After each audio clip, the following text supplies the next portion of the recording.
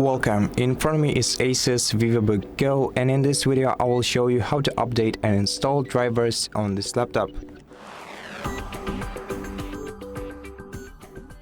So the best way and the easiest one to do this is to use the MyASUS program.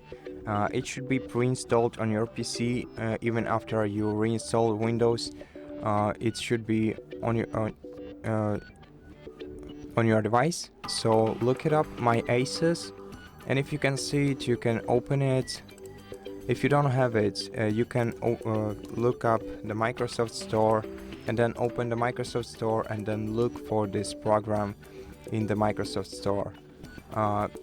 And if you have this program installed, basically all that is required of you is press the F12 button to enable it. If the F12 button itself doesn't work, then you should check the FN button that is located next to your Windows button, and if the FN button is lit up, then press FN and escape button at the same time, and if you see the locked FN key, then you can press the F12 button, and this will enable the program.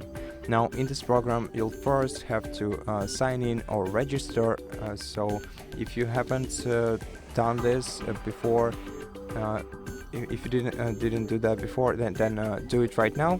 Register, then sign in, and once you do that, return to the video. Then once you see something like this, so the home menu, you have to select the system update right here, and then wait until the system update finds any updates for your device. And here you'll see the recommended updates, which will be the driver updates for your device, and so you basically don't have to do anything here. Simply select the drivers that you want to install and select update selected items. Select confirm, and then wait for the updates to be installed. And once the updates are installed, you'll also have to restart your PC, but for now let's let the program install all the drivers.